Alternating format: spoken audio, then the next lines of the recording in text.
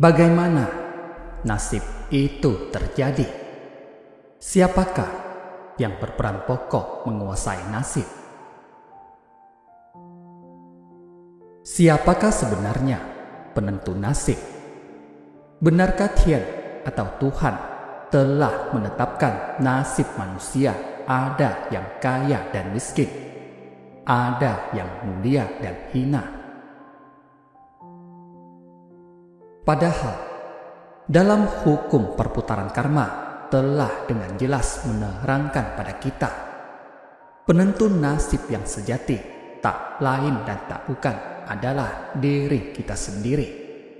Sebab semuanya adalah perbuatan kita dan ditanggung oleh kita sendiri. Pada masa ini, Anda berhati kejam, membunuh makhluk hidup.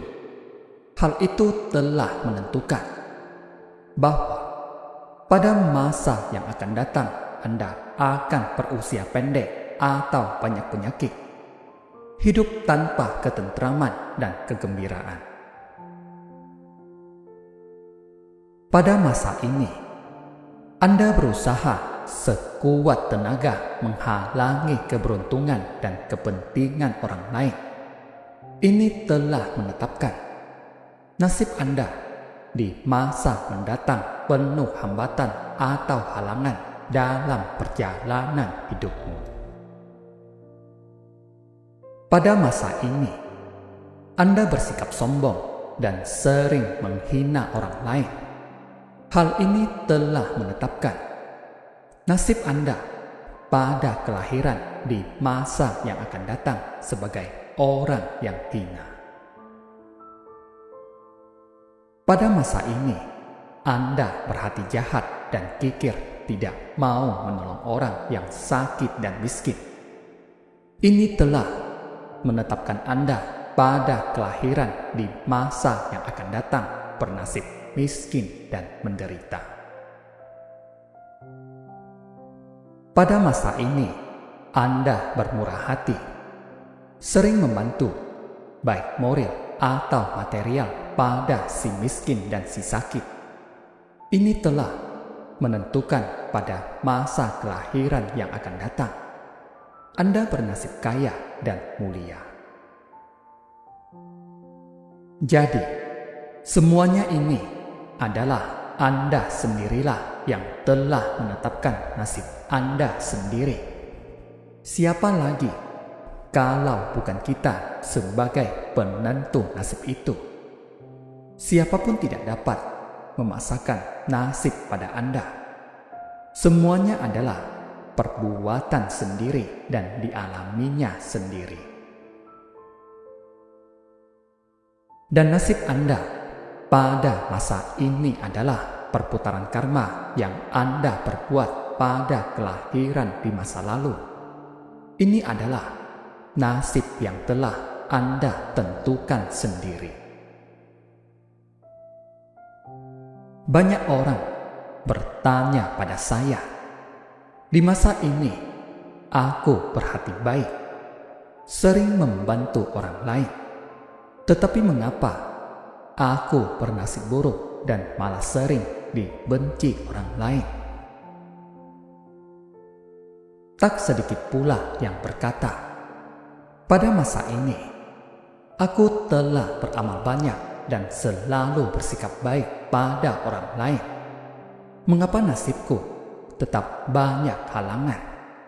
Sering kulihat orang lain berhati kejam, bahkan dengan segala cara untuk merugikan kepentingan orang lain demi keuntungannya sendiri. Mengapa ia semakin jaya? Sebenarnya, apa yang diperbuat sekarang belum tentu akan segera menerima akibatnya. Ada yang setelah masa tuanya barulah menerima akibatnya. Kebanyakannya diterima pada masa kelahiran yang akan datang, dan apa yang diterimanya pada masa sekarang. Justru kebanyakan adalah benih atau sebab yang telah ia tanam pada masa yang lalu. tepatnya seperti hutang piutang. Pada masa kini, orang berbuat baik. Sebaliknya, malah ia dibenci. Ini disebabkan ia pada masa lalu berbuat serupa, membalas kebaikan dengan kejahatan. Jadi, ia telah berhutang pada masa yang lalu. Pada masa kini, akan merasakan hal yang serupa. Artinya, membayar hutangnya. Setelah hutang ini impas, barulah ia akan menerima balasan karma berhati baik. Pada masa ini, jalan hidupmu banyak hambatan. Ini justru disebabkan karena kamu pada kelahiran di masa yang lalu sering menggunakan berbagai cara untuk merugikan kepentingan orang lain. Dan itulah sebabnya kamu berhutang. Setelah hutang itu lunas, barulah menerima balasan karma baik yang sesuai dengan perbuatan baik yang telah kau perbuat. Orang yang kini kaya dan jaya, ini disebabkan pada masa kelahiran yang lalu telah menanam benih kebajikan. Dan pada masa kini, ia menerima karma baiknya. Bila karma baik ini telah usai, barulah ia akan menerima pembalasan berhati kejam, merugikan orang lain yang telah ia perbuat pada masa kini. Bila hutang yang dibuatnya pada masa lalu itu besar, maka waktu pelunasan hutang juga lebih lama. Jika hutang pada masa lalu itu ringan, maka pelunasan hutang menjadi lebih pendek. Ini adalah sangat adil. Jadi, waktu perputaran balasan karma itu tidak sama. Ada yang dalam beberapa tahun di masa ini sudah menerimanya. Ada yang setelah beberapa puluh tahun. Ada pula yang menerima di masa kelahiran mendatang. Ada pula yang setelah 2 atau 3 masa kelahiran yang akan datang, barulah ia mendapatkan balasannya. Jangan lupa sebuah hukum perputaran yang sangat penting. Orang yang menanam terlalu banyak benih kejahatan, maka disebabkan karena hutang yang sangat berat, maka kemungkinan orang ini akan dilahirkan sebagai hewan bertanduk pada masa mendatang. Kemungkinan akan melalui karma hewan untuk beberapa masa kelahiran, barulah ia akan lahir sebagai manusia lagi. Terkadang timbul pula gejala menetralisir hukum perputaran karma. Misalnya, benih kebajikan yang ditanam pada masa kelahiran yang lalu, seharusnya pada masa ini ia akan menerima rezeki selama 10 tahun.